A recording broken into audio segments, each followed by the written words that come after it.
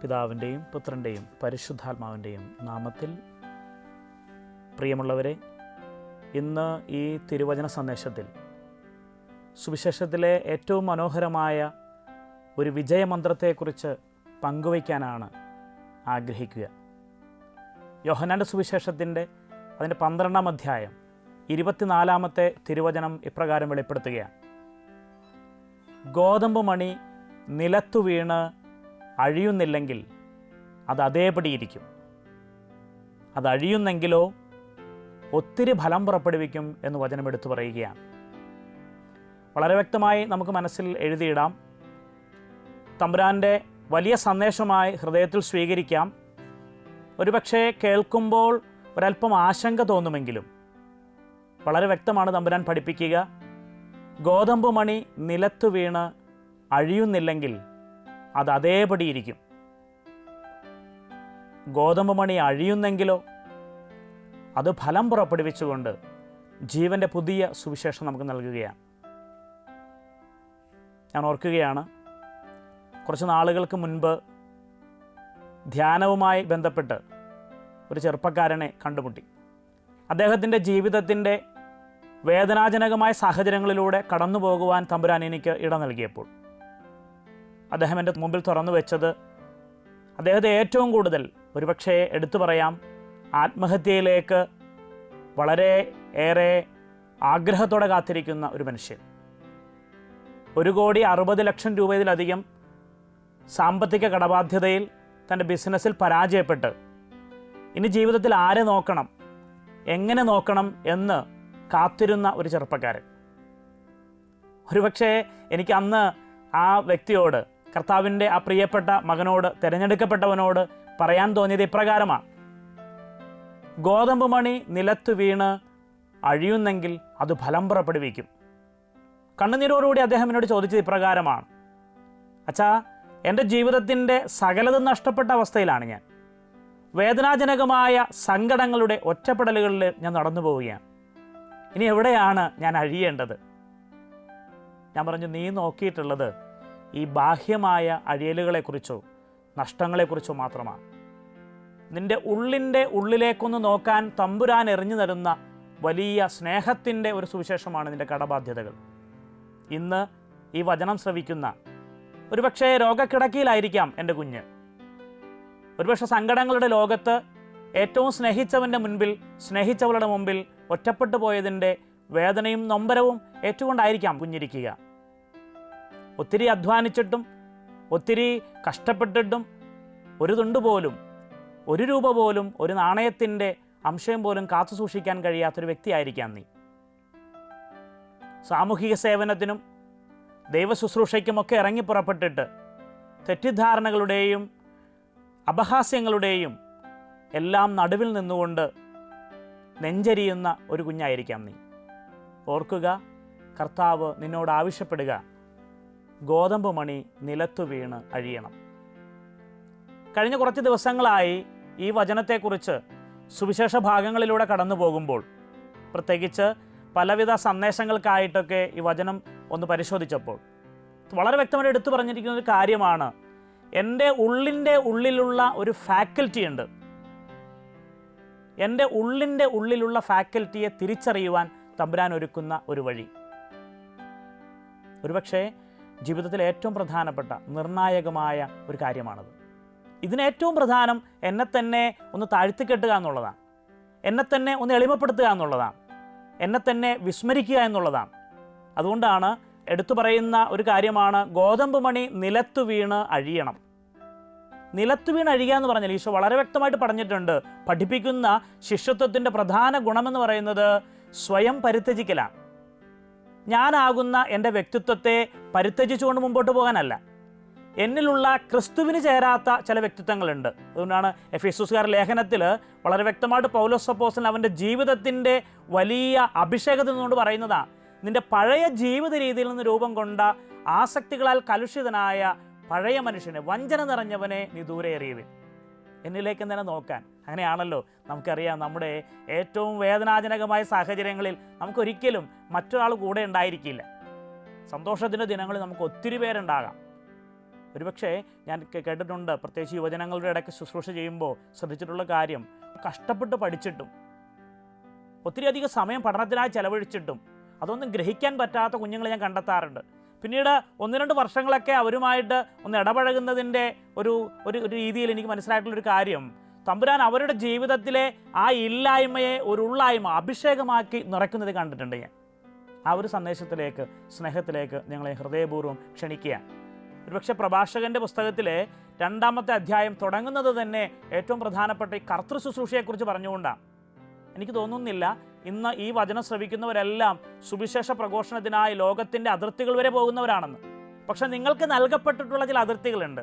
ഒരുപക്ഷെ ഒരു പുരോഹിതന് നൽകപ്പെട്ടിട്ടുള്ള ഒരു അതിർത്തി, ഒരു സന്യസ്തയ്ക്കോ സന്യസ്തനോ നൽകിയിട്ടുള്ള ചില അതിർത്തികൾ, ഒരു അധ്യാപകന് നൽകിയിട്ടുള്ള അതിർത്തികൾ. ഈ അതിർത്തികളിലൊക്കെ സുവിശേഷം പ്രസംഗിക്കുവാൻ നീ കടപ്പെട്ടതാ. അങ്ങനെയെങ്കിൽ ഓർക്കുക, കർത്തൃ ശുശ്രൂഷയ്ക്ക് നീ ഒരുമ്പെടുന്നുവെങ്കിൽ പ്രലോഭനങ്ങളെ നേരിടാൻ നീ ഒരുങ്ങിയിരിക്കുക. അതിനകത്ത് അതിന് വളരെ വ്യക്തമായിട്ട് കുറച്ചും കൂടെ നീങ്ങിയതിന് ശേഷം നമ്മൾ കാണുകയാണ്, വരുന്ന ദുരിതങ്ങളെല്ലാം നീ സന്തോഷത്തോടെ സ്വീകരിക്കണമെന്ന്. ഞെരുക്കുന്ന ദൗർഭാഗ്യങ്ങളിലും നീ ശാന്തത വെടിയരുത്. വലിയൊരു ഉപമ ഈ പ്രഭാഷകൻ പറഞ്ഞു വയ്ക്കുകയാണ്. ക്രിസ്തുവും അതുപോലെ തന്നെ ഈ ഉപമകളിലൂടെ സഞ്ചരിച്ചൊരു വ്യക്തിയാണല്ലോ. ക്രിസ്തുവിനെ കണ്ടെത്തേണ്ട ഒരു വ്യക്തി ഏറ്റവും ആവശ്യം അറിഞ്ഞിരിക്കേണ്ട, ക്രിസ്തു എനിക്ക് എൻ്റെ ജീവിതത്തിലേക്ക് തരാൻ ആഗ്രഹിക്കുന്ന ഛായയിലും സാദൃശ്യത്തിനും സൃഷ്ടിക്കപ്പെട്ടവനെ ഒറ്റയ്ക്ക് വിടില്ല എന്ന് ഉറപ്പിച്ചുകൊണ്ടാണല്ലോ നമ്മൾ കാണുന്നത് ഒരു ഭാര്യയെ നൽകിക്കൊണ്ട് തമ്പുരാൻ അവനെ ക്രമീകരിക്കുക. ഒറ്റയ്ക്ക് വിടുന്നില്ല തമ്പുരാൻ. പിന്നീട് സുവിശേഷത്തിലെ ഏടുകളിലൂടെ കടന്നു കാണുന്നുണ്ട് സഹായകനായ പരിശുദ്ധാത്മാവിന്. എന്തിന്? നിത്യജീവന്റെ ആഴങ്ങളിലേക്ക് സഞ്ചരിക്കാൻ. സ്വർണം അഗ്നിയിൽ ശുദ്ധി ചെയ്യപ്പെടുന്നു. കർത്താവിന് സ്വീകാര്യരായ മനുഷ്യർ സഹനത്തിൻ്റെ തീച്ചൂളയിലും. ഞാനൊരു ചെറുപ്പക്കാരനെ കുറിച്ച് പറഞ്ഞു വെച്ചുവല്ലോ. അവനെന്നോട് ചോദിച്ചു, അച്ഛാ, എൻ്റെ ഇത്രയധികം 1,60,000-ത്തിലധികം വരുന്ന കടബാധ്യതകളുടെ മുമ്പിൽ ഞാൻ എന്തു ചെയ്യണം? ഞാൻ പറഞ്ഞു, തമ്പുരാൻ നിൻ്റെ ഉള്ളിൽ നൽകിയിട്ടുള്ള ദൈവികമായ ചില കഴിവുകളുണ്ട്, ദൈവികമായ ചില കൃപകളുണ്ട്, ദൈവികമായ അഭിഷേകമുണ്ട്. ഒരുപക്ഷെ അനേക ലക്ഷം പേരുടെ കണ്ണുനീർ തുടയ്ക്കാൻ നിൻ്റെ ഒരു മധ്യസ്ഥ പ്രാർത്ഥനയ്ക്ക്, നിൻ്റെ ഒരു സമർപ്പണത്തിന്, നിൻ്റെ ഉത്തരവാദിത്വപൂർണ്ണമായ ഒരു ജീവിതത്തിന്, വിശ്വാസ ജീവിതത്തിന് നീ സാക്ഷ്യമാകും. കണ്ണുകളിൽ നിന്ന് ധാരധാരയായി കണ്ണുനീർ കണങ്ങൾ വരുമ്പോഴും അവൻ്റെ മനസ്സിൽ ഈ ചോദ്യമുണ്ടെന്ന് എനിക്ക് ഉറപ്പാണ്, എങ്ങനെയാണ് എൻ്റെ കടബാധ്യതകൾക്കൊരു ഉത്തരമുണ്ടാവുക? ഞാൻ പറഞ്ഞു, നീ നിന്നെ തന്നെ ഇല്ലാതാക്കണം. എൻ്റെ മനസ്സിലേക്ക് ആ സമയങ്ങളിൽ കടന്നു വന്നത് വളരെ അത്ഭുതകരമായി കേരളത്തിൻ്റെ തീരങ്ങളിൽ, ഇന്ത്യയുടെ തീരങ്ങളിലൊക്കെ വലിയ സുവിശേഷ സാക്ഷ്യമായി തീരുന്ന ഫ്രാൻസിസ് സേവ്യറിനെയാണ്. വിശുദ്ധ ഇഗ്നേഷ്യസ് ലയോള കൊടുത്ത ഒരു വചനത്തിൻ്റെ, ഈശോയുടെ വലിയ ശക്തമായ ഒരു സാക്ഷ്യത്തിൻ്റെ വചനത്തിൽ, ഈ ലോകം മുഴുവൻ നീ നേടിയാലും നിൻ്റെ ആത്മാവിനെ നഷ്ടപ്പെടുത്തിയാൽ നിനക്കെന്ത് പ്രയോജനം? പ്രിയ കുഞ്ഞുങ്ങളെ, ഒരുപക്ഷെ രോഗമായിരിക്കാം, ഒരുപക്ഷെ കടബാധ്യതകളായിരിക്കാം, വിവാഹം നടക്കാത്തൊരവസ്ഥയായിരിക്കാം, എനിക്ക് ഭവനമില്ല എന്ന് സങ്കടപ്പെടുന്നൊരു കുഞ്ഞായിരിക്കാം നീ. എനിക്ക് കൂട്ടുകാരില്ല, എനിക്ക് വിദ്യാഭ്യാസത്തിൻ്റെ കുറവുകളുണ്ട്, എന്നെ ആരും ബഹുമാനിക്കുന്നില്ല, മാന്യമായ സ്ഥാനം ലഭിക്കുന്നില്ല എന്നീ കാര്യങ്ങളായിരിക്കാം ഒരുപക്ഷെ നീ കർത്താവിന് മുമ്പിൽ അവതരിപ്പിക്കുക. പക്ഷേ ഓർക്കണം, ഇതിലൂടെ നിൻ്റെ ആത്മാവിൻ്റെ രക്ഷ സാധ്യമാണോ? ആണെങ്കിൽ തീർച്ചയായും നിൻ്റെ കർത്താവ് അത് നിനക്ക് കൃത്യമായി തന്നുകൊണ്ടിരിക്കും. അതുകൊണ്ടാണ് പത്രോസ്ലീഹായുടെ 2-ാമത്തെ ലേഖനത്തിൽ അതിൻ്റെ 5-ാമത്തെ അധ്യായം 6-ാമത്തെ തിരുവചനം പറയുക, കർത്താവിൻ്റെ കരത്തിൻ കീഴിൽ നീ താഴ്മയോടെ നിൽക്കുവിൻ, തക്ക സമയത്ത് അവിടെ നിന്നെ ഉയർത്തും. തക്ക സമയമെന്ന് വിവേചിച്ചറിയാൻ നമുക്ക് പറ്റുന്നില്ല. ആത്മാവിൻ്റെ അഭിഷേകമുള്ളൊരു സ്വാതന്ത്ര്യം ക്രൂശിതനെ കണ്ടുമുട്ടുന്നതിലൂടെയാണ്. ഉദ്ധിതനെ കാണാനായി നീ ക്രൂശിതൻ്റെ അടുത്ത് സമീപത്ത് ചെല്ലണം. ക്രൂശിതൻ്റെ അടുത്തേക്ക് പോകാൻ നമുക്ക് ഭയമാണ്. വേദനകളുടെ, പീഡകളുടെ, തിരസ്കരണത്തിൻ്റെ, എന്തിനേറെ അവൻ്റെ ജീവിതം ആരംഭിക്കുന്നത് തന്നെ മനുഷ്യനെ പോലെയായി തീർന്നു. അതുകൊണ്ടാണ് ഫിലിപ്പിയർ ലേഖനത്തിൽ 2-ാമത്തെ അധ്യായത്തിൽ എടുത്തു പറയുന്നുണ്ട്, തന്നെ തന്നെ ശൂന്യനാക്കിയ ക്രിസ്തു. എന്തിനാണ്? ദൈവമായിരുന്നിട്ടും ആ ദൈവത്തിൻ്റെ സമാനത നിലനിർത്താതെ അവൻ മനുഷ്യൻ്റെ രൂപം സ്വീകരിച്ചു. ഒരു സാധാരണ പുഴുവിനെ പോലെ എന്ന് വേണമെങ്കിൽ പറയാം. അവൻ ഒരു പുഴുവിനെ പോലെ, ഒരു മനുഷ്യൻ്റെ അവസ്ഥയിലേക്ക് ദൈവം കടന്നു വന്നത് എനിക്കും നിനക്കും സ്വീകാര്യമായ രീതിയിൽ അത് ക്രമീകരിക്കാൻ വേണ്ടിയാണ്. കർത്താവ് തന്നെ തന്നെ ശൂന്യനാക്കി നമ്മോടൊപ്പം ഇറങ്ങി വന്നുവെങ്കിൽ ആ ക്രൂശിതൻ്റെ സൗഖ്യം നൽകുന്നത് ഈ കാലിത്തൊഴുത്തുമുള്ള ജീവിതത്തിൻ്റെ വലിയ ഒരു ചിത്രമാണ്. കാൽവരിയുടെ നെറുകയിലും ഒറ്റപ്പെടുന്ന തമ്പുരാൻ, പിതാവിനെ വിളിച്ച് കണ്ണുനീരോടെ പ്രാർത്ഥിക്കുന്ന ഈശോ, ആ ഈശോയുടെ വ്യക്തിത്വത്തിലേക്ക് നീ എന്ന് ചേരുന്നുവോ അന്ന് നിൻ്റെ ഉള്ളിൽ അതിൻ്റെ അഭിഷേകം നിറയുകയാണ്. രോഗങ്ങൾ പോലും അത്ഭുതകരമായി തമ്പുരാൻ ക്രമീകരിക്കാൻ കഴിയുമെന്ന് ഞാൻ പറയാതെ തന്നെ ദൈവമക്കൾക്ക് വ്യക്തമാണ്. എങ്കിൽ എന്തുകൊണ്ട് നമ്മുടെ കാര്യങ്ങളിൽ രോഗസൗഖ്യമായി, സാമ്പത്തിക കടബാധ്യതകളുടെ തടസ്സങ്ങൾ മാറാതെ, കുടുംബത്തിലുള്ള ബന്ധനങ്ങൾ മാറാതെ നമ്മൾ ഇന്നും അവശേഷിക്കുന്നുവെങ്കിൽ ഓർക്കുക, കർത്താവ് നിന്നിൽ ഇനിയും രൂപപ്പെടാനുണ്ട്.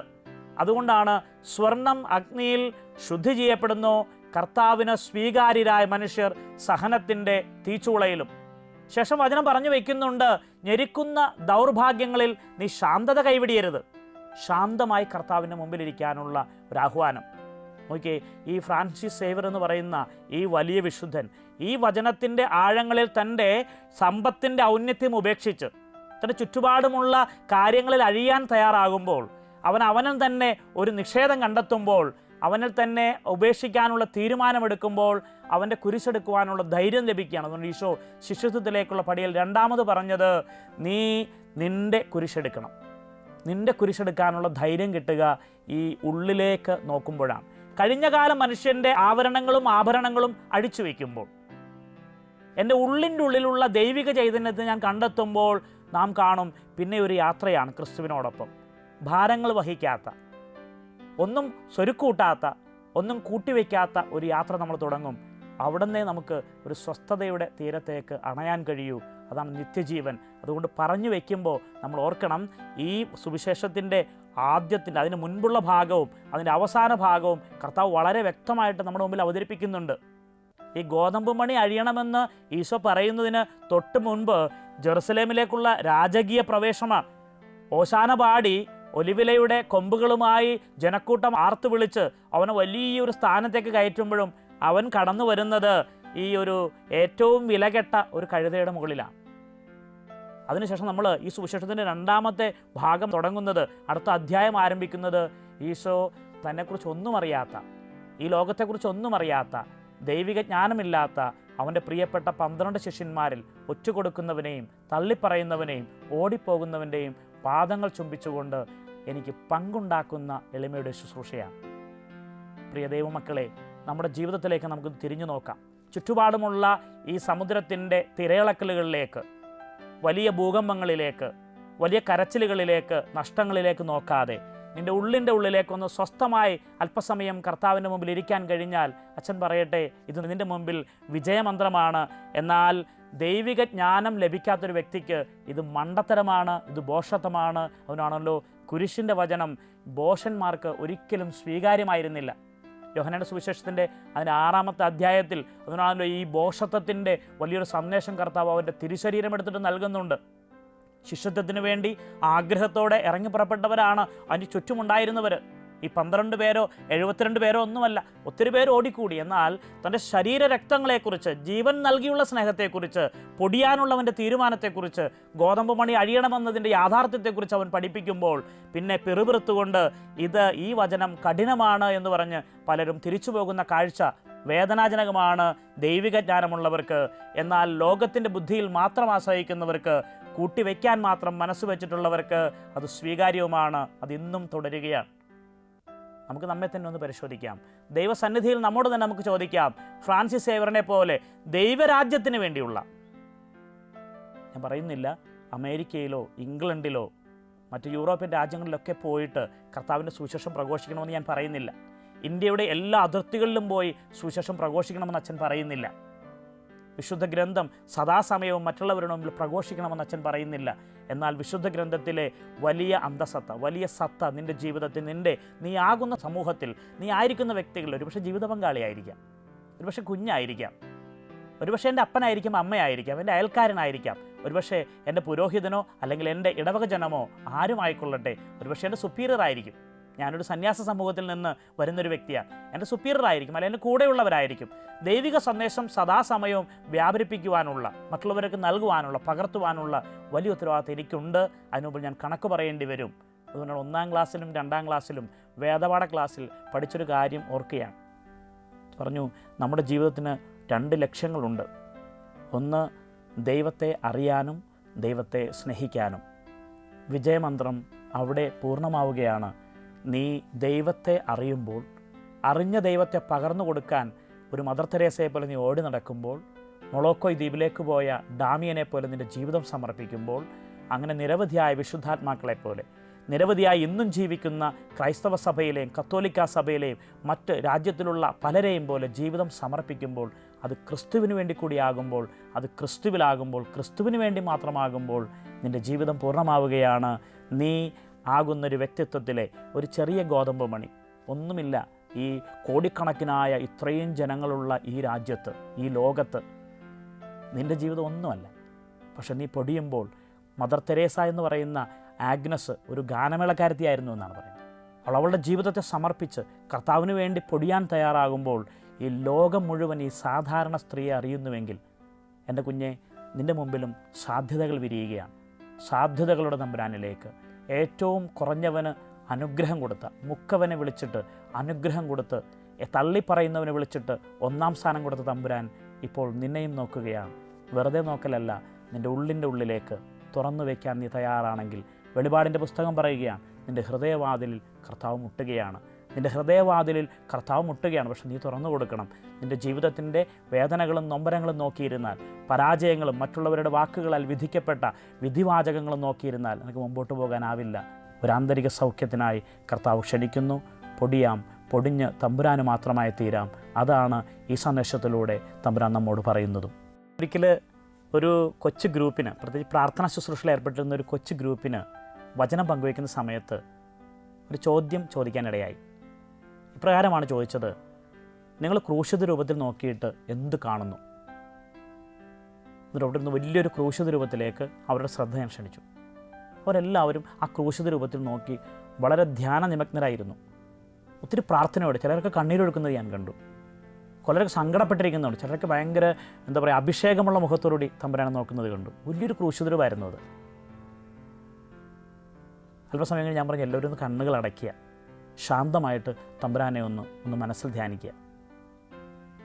ഏതാനും നിമിഷങ്ങൾക്ക് ശേഷം ഗ്രൂപ്പിലുണ്ടായിരുന്ന ഏകദേശം 10-60 പേരോളം വരുന്ന ഒരു ഗ്രൂപ്പാണ്. ആ ഗ്രൂപ്പിലുള്ളവരോട് ഞാൻ ചോദിച്ചു, എന്താണ് നിങ്ങൾ ഈ ക്രൂശിത രൂപത്തിൽ നോക്കിയപ്പോൾ കണ്ടത്? പലരും പറഞ്ഞു, ക്രിസ്തുവിൻ്റെ മുൾക്കിരീടം കണ്ടു, അതിലെ വേദന, നിസ്സഹായാവസ്ഥ, ഇത്രയും പീഡനങ്ങളൊക്കെ കഴിഞ്ഞിട്ടും കർത്താവിന് വീണ്ടും ഒരു മുൾമുടി കൊടുത്തിരിക്കുക. ചിലർ പറഞ്ഞു, ഈശോയുടെ തിരുവിലാവിലുള്ള തിരുമുറിവിൽ നിന്ന് രക്തവും വെള്ളം ഒഴുകുന്നത് കണ്ടു. ചിലർ അവൻ്റെ കാലുകളിലേറ്റ പീഡകൾ, 3 ആണികളിൽ തൂങ്ങി നിൽക്കേണ്ടി വരുന്ന ഒരുത്തൻ്റെ നിസ്സഹായാവസ്ഥ, ഇല്ലാത്തൊരവസ്ഥ, നഗ്നനായി അമ്മയുടെ മുമ്പിൽ തൂങ്ങിക്കിടക്കേണ്ടി വന്നവൻ്റെ ഏറ്റവും വേദനാജനകമായ അവസ്ഥകൾ, അങ്ങനെ നിരവധിയായ മനുഷ്യ വ്യക്തിത്വത്തിൻ്റെ അവസ്ഥകൾ ഈ ദൈവത്തിൻ്റെ പ്രിയ മക്കൾ തുറന്നിടുകയാണ്. പക്ഷെ ദൈവാത്മാവ് എൻ്റെ മനസ്സിൽ തോന്നിച്ചൊരാശയം ഇപ്രകാരമാണ്. ഞാനിപ്രകാരം അവരോട് പറഞ്ഞു, അവർ പറഞ്ഞ ഉത്തരങ്ങളെല്ലാം ശരിയാണ്. ഒന്ന് കൂട്ടി വായിക്കാൻ, ഒന്ന് കൂട്ടിച്ചേർക്കാൻ, ഒന്ന് ക്രൈസ്തവീയതയിലേക്ക് കുറച്ചുകൂടെ ഒന്ന് എടുക്കാൻ ഇപ്രകാരം പറയുകയുണ്ടായി. പ്രിയമക്കളെ, ക്രൂശിത രൂപത്തിലേക്ക് നാം നോക്കുമ്പോൾ, ക്രൂശിത രൂപത്തിൻ്റെ ദൈന്യതയിലേക്ക് നമ്മൾ നോക്കുമ്പോൾ, വേദനയിലേക്ക് നോക്കുമ്പോൾ ഉറപ്പായും കണ്ടിരിക്കേണ്ട മറ്റൊരു കാഴ്ച ക്രൂശിത രൂപത്തിൽ തന്നെ കരുതി വെച്ചിട്ടുണ്ട്. ഒരുപക്ഷെ ചില ക്രൂശിത രൂപങ്ങൾ അങ്ങനെ നമ്മൾ ക്രമീകരിച്ച് വെക്കാറുമുണ്ട് പള്ളികളിലും മറ്റ് ആരാധനാലയങ്ങളിലും. ക്രൂശിത രൂപത്തിലേക്ക് നോക്കുന്ന ഓരോ വ്യക്തിയും ആ നോക്കുമ്പോൾ ക്രൂശിതനെയാണ് കാണുന്നതെങ്കിലും അതിനുശേഷം ധ്യാനത്തിൻ്റെ പൂർണ്ണതയിൽ അവനിലേക്ക് കടന്നു വരേണ്ടത് ആ ക്രൂശിത രൂപത്തിൽ തന്നെ വലിയ സ്നേഹത്തോടെ കാത്തിരിക്കുന്ന ഉദ്ധിതനെയാണ്. ക്രൂശിത രൂപത്തിൻ്റെ പൂർണ്ണതയിൽ ഉദ്ധിതനെ കാണാത്ത ഒരു ക്രൈസ്തവ ജീവിതമേ അല്ല, താൽക്കാലികമായ ചില കാര്യങ്ങൾക്ക് വേണ്ടിയുള്ള ഒരു വരക്കം പാച്ചിൽ മാത്രമാണ്. എല്ലാം നഷ്ടപ്പെടുന്നവന് ഒരുക്കി വച്ചിരിക്കുന്ന ഒരു ഉദ്ധാനത്തെക്കുറിച്ചാണ് കർത്താവ് പറഞ്ഞത്. പത്രോസ് പോലെ അവനെ തടഞ്ഞുകൊണ്ട് വളരെ വ്യക്തമായിട്ട് പത്രോസ് പറയുന്നുണ്ട്, ഇങ്ങനെ സംഭവിക്കാതിരിക്കട്ടെ നിനക്ക്. പിതാവേ, എൻ്റെ അപ്പച്ചൻ, നിനക്കിങ്ങനെ സംഭവിക്കുകയോ? എനിക്കെല്ലാം തന്നുകൊണ്ടിരുന്ന എൻ്റെ അപ്പനാണ്. നീ അപ്പനെ അമ്മേനൊക്കെ ഉപേക്ഷിച്ച് ഞാൻ നിൻ്റെ പുറകെ പോകുന്നതാണ്. എല്ലാം തന്നുകൊണ്ടിരുന്ന നീ ഇപ്പോൾ നീ എന്നിൽ നിന്ന് അപ്രത്യക്ഷമായി കുരിശു വഹിക്കുകയോ? നോ, അങ്ങനൊരു സംഭവമില്ല. ഈശോ പറയുകയാണ്, അവനെ വിളിച്ചൊരു പേരെന്നാണെന്നറിയാവോ? സാത്താനെ, സൈറ്റൻ ഗോ ബിഹൈൻഡ് മീ. സാത്താനെ, നീ ദൂരെ പോ, എൻ്റെ മുമ്പിലേക്ക് നീ വരണ്ട. വേദനകളെ അങ്ങനെ കാണാൻ ശ്രമിച്ച, കുരിശുകളെ അങ്ങനെ കാണാൻ ശ്രമിച്ച, ജീവിതത്തിൻ്റെ അഴിയലുകളെ, ജീവിതത്തിൻ്റെ ഒറ്റപ്പെടലുകളെ അങ്ങനെ കാണാൻ ശ്രമിച്ച പത്രോസിനെ കർത്താവ് തടയുകയാണ്. അവനെ സാത്താനെന്ന് വിളിച്ച് ഉപേക്ഷിച്ചതല്ല, അവനിലുള്ള സാത്താനിക്കായിട്ടുള്ള ഒരു പൈശാചികമായിട്ടുള്ള ചിന്തയെ കർത്താവ് ശാസിക്കുകയാണ്. അതിനു മുമ്പ് തന്നെയാണ് കർത്താവ് അവനെ ഇത് ദൈവിക രഹസ്യങ്ങൾ നിനക്ക് വെളിപ്പെടുത്തുന്നത് സ്വർഗസ്ഥനായ പിതാവാണ്, മാംസരക്തങ്ങളല്ല, ഇത് അപ്പൻ്റെ അമ്മയുടെയൊന്നും ബുദ്ധിയും വിവേകവും അറിവൊന്നും അല്ല. അവർ പഠിപ്പിച്ചതൊന്നും അല്ല എന്ന് ഈ പത്രോസിനോട് തന്നെ പറയുന്ന കർത്താവ് അവൻ്റെ വ്യക്തിത്വത്തെ വിലമതിക്കുന്നത് നമ്മൾ കാണുന്നുണ്ട്. അപ്പോൾ അതുകൊണ്ട് പത്രോസിനൊരിക്കലും നിഷേധിക്കുന്നതല്ല. പക്ഷേ അവനിലുള്ള ഈ ഒരു തെറ്റായ ചിന്ത മുളയിലേ നുള്ളിക്കളെ ഓരോ ക്രൈസ്തവൻ്റെയും മുമ്പിൽ ഈശോ വയ്ക്കുന്നൊരു പാഠം അതാണ്. അതുകൊണ്ട് ദൈവമക്കളൊക്കെ വലിയ സ്നേഹത്തോടുകൂടി പല മക്കളും കുടുംബജീവിതക്കാർ, സന്യസ്തർ, വൈദികരൊക്കെ കർത്താവിന് വേണ്ടി ഓടി നടക്കുന്നത്, ചില സമയങ്ങളിൽ അവർ ചെരുപ്പ് ഉപേക്ഷിച്ച് നടക്കുന്നത് അച്ഛൻ കണ്ടിട്ടുണ്ട്. അച്ഛൻ അങ്ങനെ ചെയ്യാറില്ല. അനേകം മക്കൾ ചെരുപ്പ് ഉപേക്ഷിച്ച് നടക്കുന്നു. ഒത്തിരി പേര് നിരന്തരമായ ഉപവാസത്തിലും ജാഗരണത്തിലും, ചിലരൊക്കെ സദാസമയങ്ങളിലും പ്രാർത്ഥനയിലായിരിക്കുന്നു. മണലൊക്കെ വിരിച്ചിട്ട് അതിൻ്റെ മുകളിൽ ഇരുന്നു കൊണ്ട് പ്രാർത്ഥിക്കുന്നു ആത്മാക്കളുടെ രക്ഷയ്ക്ക് വേണ്ടി. ആദ്യമൊക്കെ ഒത്തിരി ചോദ്യങ്ങൾ ഞാൻ ചോദിച്ചിട്ടുണ്ട്. പിന്നീട് കുറേശ്ശെയായി ആഗ്രഹിച്ചു തുടങ്ങിയപ്പോൾ എനിക്ക് മനസ്സിലായി, ദൈവാത്മാവിൻ്റെ വലിയ പ്രവർത്തനമാണ് ഈ അഴിയുന്നതിലൂടെ. അനേകം ആത്മാക്കളെയാണ് അവർ രക്ഷയിലേക്ക് നയിക്കാൻ ഒരുമ്പെടുന്നത്. ക്രൂശിത രൂപത്തിലേക്ക് നോക്കുമ്പോൾ ഉദ്ധിതനെ കാണാൻ നമുക്ക് കഴിയുന്നുവെങ്കിൽ നമ്മൾ മറ്റൊരു വാചകം മനസ്സിലെഴുതിയിടുക, every disappointment is an appointment with the lord. നമ്മുടെ എല്ലാ ദുഃഖങ്ങളും വേദനകളും സങ്കടങ്ങളും കർത്താവുമായിട്ടുള്ള ഒരു അപ്പോയിൻമെൻറ്റ് കരുതി വെച്ചിട്ടുണ്ട്. മതം മനുഷ്യനെ മയക്കുന്ന കറുപ്പാണ് എന്ന് പറഞ്ഞവൻ്റെ മുമ്പിൽ അത് തെളിയിച്ചു കൊടുക്കാനുള്ള ബാധ്യത നമുക്കുണ്ട്. അവൻ്റെ ആശയങ്ങളെ ചിന്തിച്ച് തലപുണ്ണാക്കാതെ എൻ്റെ ജീവിതത്തിൻ്റെ യാഥാർത്ഥ്യങ്ങളിലൂടെ അഴിഞ്ഞ് ഇങ്ങനെ നേടാൻ കഴിയും. അഭിഷേകത്തോടെ ഒരു നിത്യജീവനിലേക്ക് ഞാൻ കാലെടുത്ത് വയ്ക്കുന്നു. അതുകൊണ്ടാണ് സ്വന്തം ജീവനെ ഈ ലോകത്ത് നീ വെറുക്കണം. നീ നിത്യജീവന് വേണ്ടി കാത്തിരിക്കണം. എൻ്റെ കൂടെ ആയിരിക്കുന്നവൻ, എന്നെ ശുശ്രൂഷിക്കുന്നവൻ എൻ്റെ കൂടെയുണ്ട്. എൻ്റെ പിതാവ് അവനെ ബഹുമാനിക്കും. പിതാവ് ബഹുമാനിക്കുന്ന ഒരു കാര്യത്തിൽ മാത്രമേ ഉത്തരവുള്ളൂ. അല്ലെങ്കിൽ ആരാണ് ജീവിതാവസാനം വരെ സമ്പത്ത് ആസ്വദിച്ചിട്ടുള്ളത്? അല്ലെങ്കിൽ ആരാണ് ജീവിതാവസാനം വരെ കുടുംബത്തിൽ ഭാര്യയും മക്കളെയും ആസ്വദിച്ചിട്ടുള്ളത്? അല്ലെങ്കിൽ ആരാണ് ഈ നേടിയിട്ടുള്ള കാര്യങ്ങളൊക്കെ ജീവിത അവസാനം വരെ ഒരേപോലെ ആസ്വദിച്ചിട്ടുള്ളത്? ഉറപ്പിച്ച് പറയാൻ പറ്റും, ദൈവഭക്തൻ അതിൻ്റെ അവസാനം വരെ ആസ്വദിച്ചിട്ടുണ്ട്.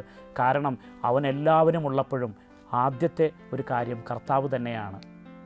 ഗോതമ്പ് മണി നിലത്ത് വീണ് അഴിയുന്നില്ല എങ്കിൽ അത് അതേപടി ഇരിക്കും, ഒരു പ്രയോജനം ഉണ്ടാവില്ല, ഒരു കാര്യം നേടാൻ പറ്റില്ല. എന്തൊക്കെ നീ ചെയ്തു വയ്ക്കും.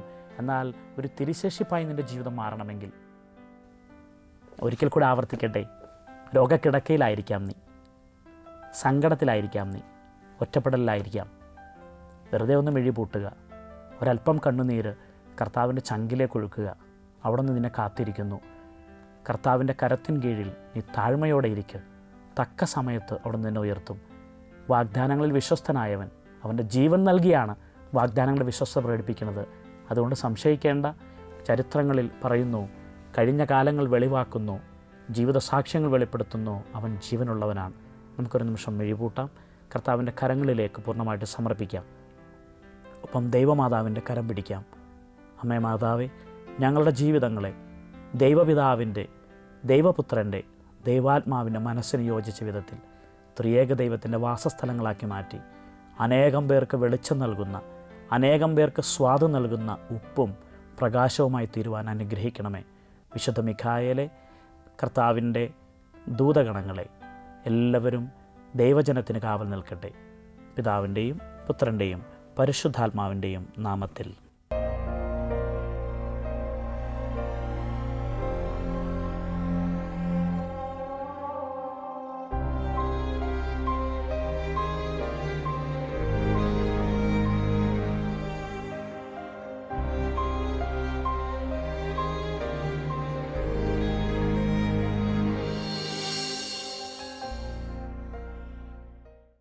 വിശദ വിവരങ്ങൾക്ക് director, divine vision, divine retreat centre, Muringoor, Chalakudy 680316, Kerala, south India. Telephone 0091 480 270 8098, 0091 480 270 2613, fax 0091 480 270 8097, email mail.divintv@gmail.com, website www.drcm.org.